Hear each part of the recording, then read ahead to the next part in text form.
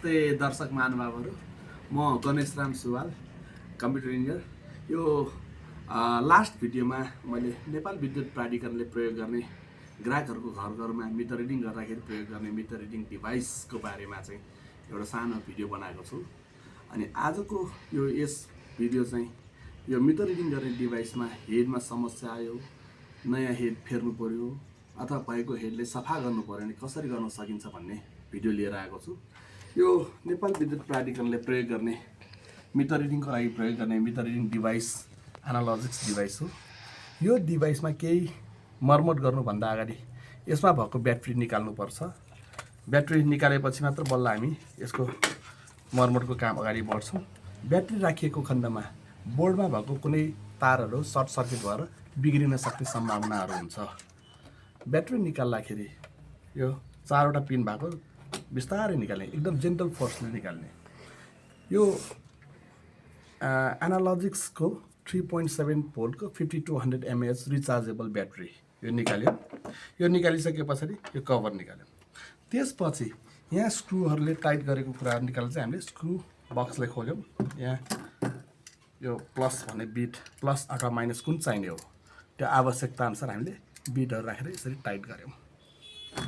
Tight गरिसके पछाडि यो ब्याट्रीको मुनि 2वटा स्क्रुहरू हुन्छ। यसलाई चाहिँ हामीले जेन्टली एन्टी क्लकवाइज घुमाउने फोर्स लगाएर यो घुमाइसके पछाडि यो 2टा स्क्रु खोलिसक्यौँ। एउटा स्क्रु यहाँ हुन्छ, निस्क्यो। यो स्क्रुहरू यहाँ हुन्छ, यो स्क्रु भयो। अर्को चाहिँ नि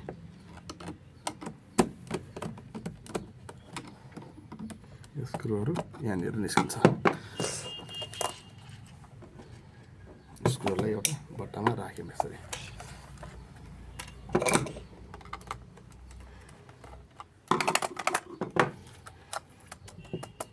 ल, अब यो स्क्रु आइसक्यो। यो स्क्रु आएपछि अब यो बिचको 2टा स्क्रुहरूलाई पनि हामीले एन्टी क्लकवाइज घुमाएर यसलाई खोल्नुपर्छ। यसको लागि चाहिँ म मोटरको प्रयोग गर्छु।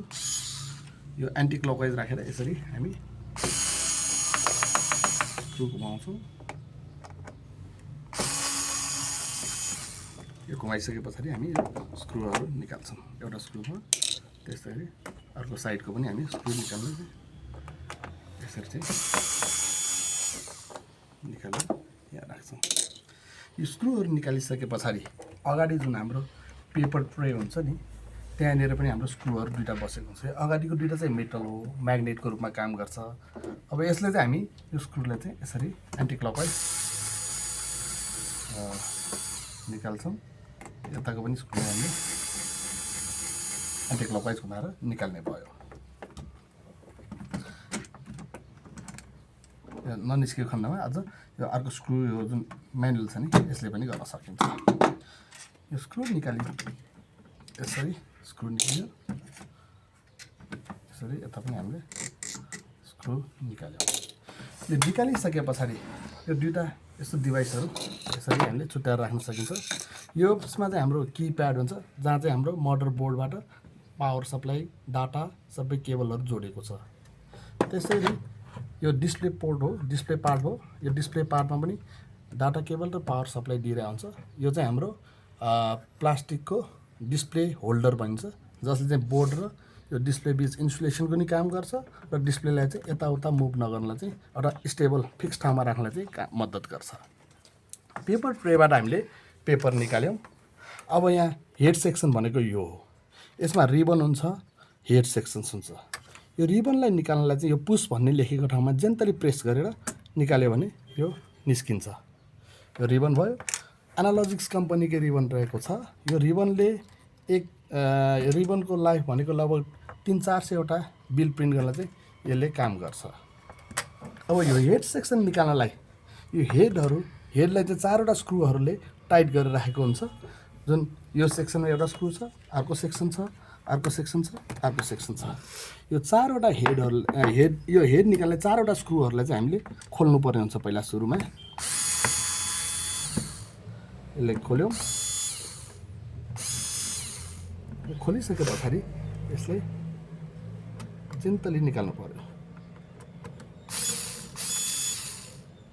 यो भयो, एउटा खोल्यौँ, दुईटा तिनटा चारवटा योहरू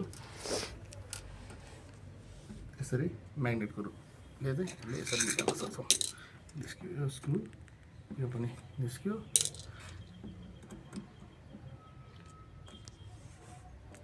यो पनि निस्क्यो।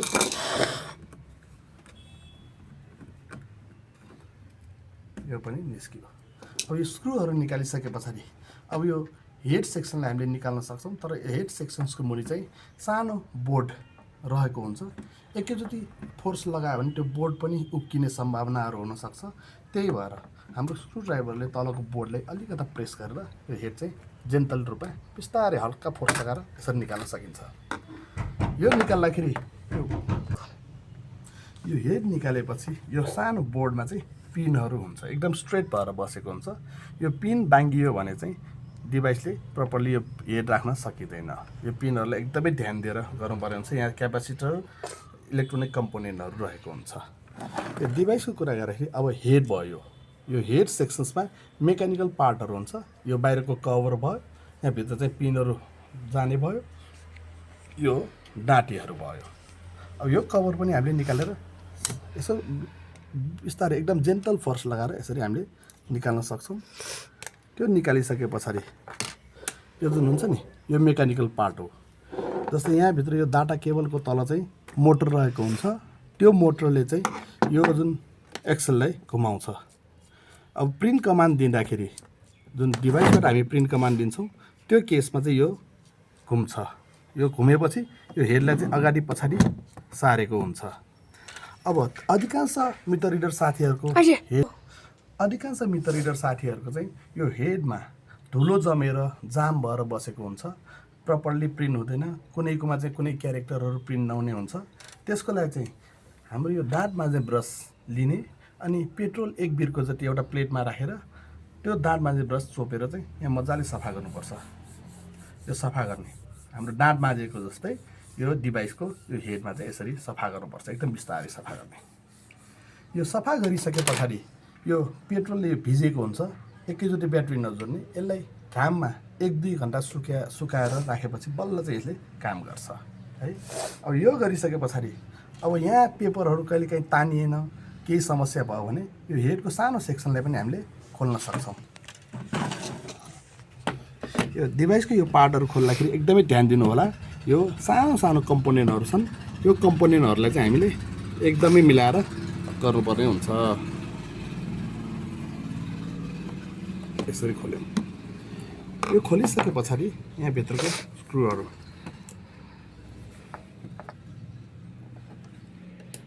यो चाहिँ हाम्रो हेड सेक्सनमा, जस्तै अब डट म्याट्रिक्स प्रिन्टरमा कस्तो हुन्छ भने हेडले चाहिँ रिबनलाई हान्छ अनि पेपर अर्को साइडमा हुन्छ यो पेपर, अनि पेपरमा चाहिँ क्यारेक्टरहरू प्रिन्ट हुन्छ। यो हेडलाई चाहिँ एकदम प्रपरली दाँत माझ्ने ब्रस र एकदम सफा कपडाले चाहिँ यसलाई सफा गर्नुपर्छ। यसले सफा गर्नु पर्यो। यो सफा गर्ने अनि अघि भनेको जस्तै यहाँ सोलेनोइड हुन्छ, यहाँ पनि एकचोटि मजाले सफा गर्ने भयो। सफा गरेर यसलाई घाममा सुकाइसके पछाडि अब फेरि यसलाई चाहिँ हामीले जोड्न पर्ने हुन्छ। जस्तै यो बिचको जुन यो घुमेको हुन्छ नि, यसले चाहिँ हाम्रो पेपरलाई चाहिँ माथितिर तानेको हुन्छ। यो तानिसके पछाडि हामीले यो लक यसरी फेरि मिलाएर यहाँभित्र पहिलाको जस्तै अवस्थामा राख्नुपर्छ। यसरी राख्ने भयो। यो राख्दाखेरि अब हामीले स्क्रु चाहिँ कस्नु पर्यो। एकदमै राम्रोसँग ह्यान्डलिङ गर्नुपर्छ दर्शक महानुभावहरू।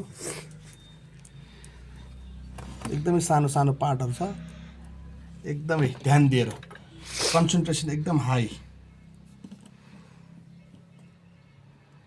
राखेर चाहिँ यसरी हामीले टाइट गर्छौँ।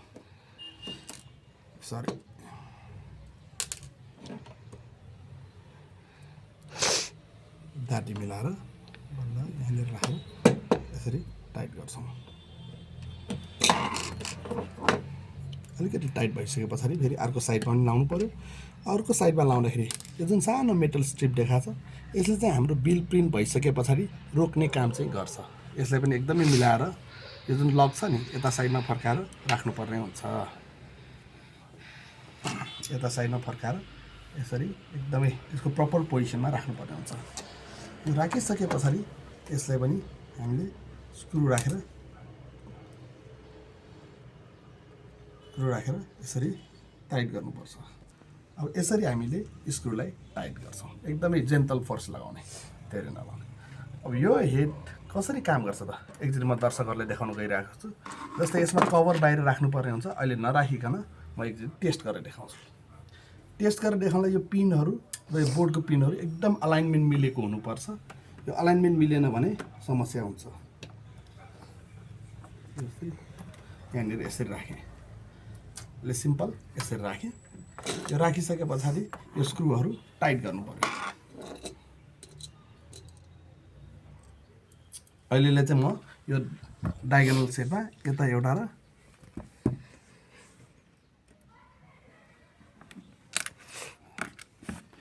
यो स्क्रु राख्नलाई यसरी एकदम सानो कम्पोनेन्ट छ, यसरी चाहिँ राख्ने,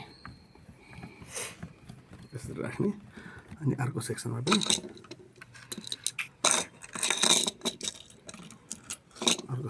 हामीले यसरी राख्न सक्छौँ।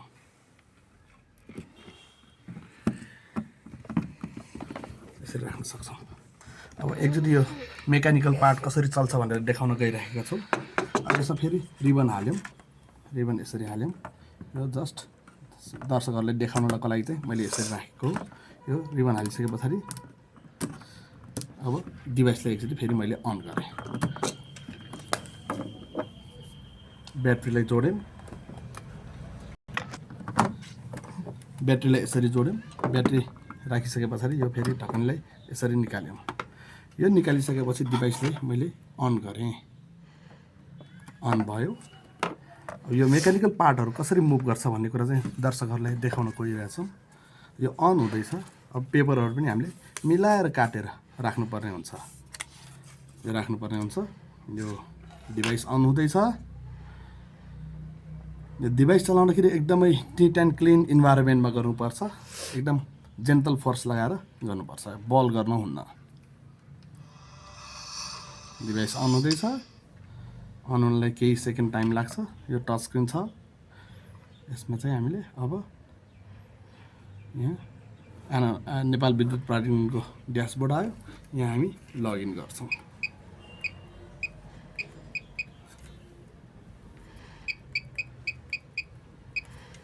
अब युजर नेम र पासवर्ड हालिसके पछाडि यसलाई हामीले लगइन गऱ्यौँ, बिलमा गयौँ। बिलमा गएर हामीले अब पेपर फिट भन्ने टच गऱ्यौँ, टच भयो है। अब यो टच हुँदाखेरि यो पेपरलाई चाहिँ अलिकति रिबनलाई मिलाउनुपर्छ। यसलाई एकदमै ध्यान दिनुपर्छ दर्शकहरू। अब हामीले फेरि पेपरहरू राखेर पेपर यहाँ हेर्नुहोस् दर्शकहरू, यो मोटरले चाहिँ यो एक्सेलले घुमाउँछ अनि पेपर चाहिँ माथि आउँछ, प्रिन्ट हुन्छ। अब हामीले कुनै बिल प्रिन्ट गर्नु पर्यो भने यसरी सेलेक्ट गरेर प्रिन्ट गर्दाखेरि मजाले बिल प्रिन्ट हुन्छ।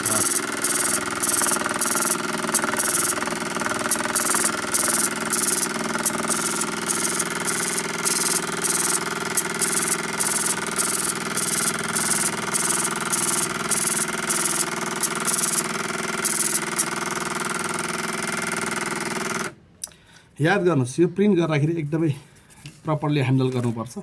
अब यो मेकानिकल पार्ट चाहिँ एकदमै धेरै फास्टले मुभ गरेको हुन्छ। अब यसको कभर राख्नुपर्ने, कभर राख्नलाई चाहिँ हामीले यो हेडलाई निकालेर राखे पनि भयो, अथवा यसलाई चाहिँ यसरी मिलाएर राख्दा पनि यसले काम गर्छ। यहीँभित्र राख्दा पनि यसले एकदमै मजाले काम गर्छ। यसरी राखेर लक गऱ्यौँ, लक गऱ्यौँ। यो लक, अब यो कभर राखिसके पछाडि फेरि यो पुरानै अवस्थामा आयो। अब यसलाई चाहिँ हामीले पेपरमा फेरि जुन अघिको दुईवटा स्क्रुहरू जोड्नुपर्ने बाँकी थियो, त्यसलाई फेरि स्क्रु निकालेर हामीले टाइट गर्छौँ। यसरी टाइट गर्ने भयो, टाइट गर्ने भयो।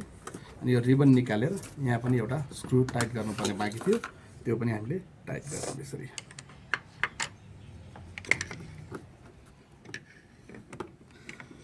यसरी हामीले स्क्रुलाई चारैवटा स्क्रू जसले चाहिँ हेडलाई सपोर्ट गरेको हुन्छ त्यसलाई चाहिँ हामीले आफ्नै ठाउँमा प्रपर पोजिसनमा मिलाएर राख्यौँ। यो राखेपछि फेरि हामीले रिबन पनि पहिलाकै स्थानमा राख्यौँ। अब हामी यो कभरलाई यसरी बन्द गर्ने भयो।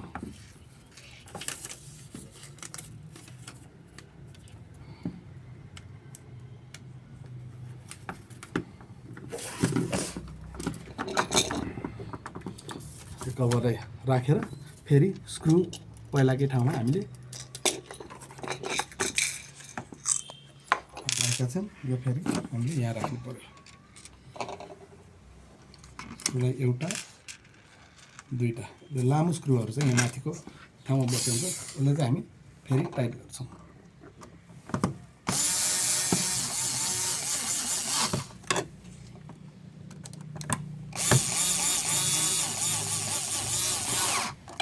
यसरी राख्यौँ। अब यो पेपरको ढक्कनले फेरि बन्द गऱ्यौँ। अब यसको पछाडि फेरि हामी के गर्छौँ, स्क्रुहरू टाइट गर्नु पर्यो। यो बिचमा दुईवटा लामो लामो स्क्रुहरू छन्, यसलाई पनि आफ्नै पोजिसनमा राखेर यसरी राख्छौँ। यसलाई मिलाएर एकदम ध्यान दिएर यसरी हामीले टाइट गर्छौँ। त्यस्तै गरी यो पछाडि लास्टमा भएको ठाउँमा पनि हामीले स्क्रुलाई यसरी मिलाएर राख्यौँ। अहिले चाहिँ यो स्क्रु कस्ने मसिनले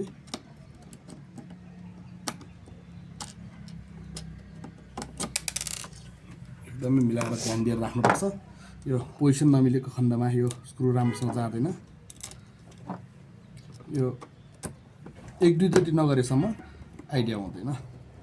यो राख्यौँ, स्क्रु कस्यौँ। त्यस्तै गरी यो ब्याट्रीको एउटा साइडमा पनि एउटा स्क्रु अघि नै थियो, राखेँ। यो राखेर हामीले फेरि यो ब्याट्रीलाई चाहिँ यसरी कभर बन्द गऱ्यौँ। यो बन्द गरेर हामीले यसलाई कभरलाई पनि यसरी बन्द गऱ्यौँ। अब दर्शकहरू हेर्नुहोस् त, अब हामीले यो हेड सफा गऱ्यौँ अथवा हेड रिप्लेस पनि गर्न सकियो। यसलाई फेरि हामीले अन गरेर एकचोटि फाइनल टेस्टिङ गरौँ। यो हाम्रो ग्राहकहरूको इन्फर्मेसनहरू यहाँ छँदैछ, यसलाई निकाल्यौँ। फेरि अब प्रिन्ट गर्दाखेरि पेपरहरू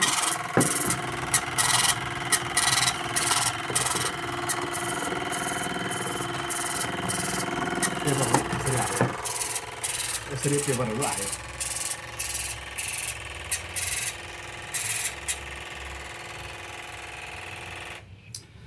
दर्शकबिन्दुहरू, यसरी हामीले यो ह्यान्डल डिभाइसको हेड सफा गर्ने, रिप्लेस गर्ने कार्यहरू गऱ्यौँ र आशा छ तपाईँहरूले पनि यसरी आफ्नो कार्यालयमा गर्न सक्नुहुनेछ भन्ने आशा लिएका छौँ। यसरी सरसफाइ गऱ्यो भने यो हेडको लाइफ टाइम पनि बढ्ने र एनएलए पनि धेरै राम्रो हुने देखिन्छ। यस्तै अरू पनि भिडियो ल्याउने जमर्को गर्ने छौँ। आजकालाई यति नै भन्दै म गणेश रामसवाल बिदा हुन्छु। नमस्कार।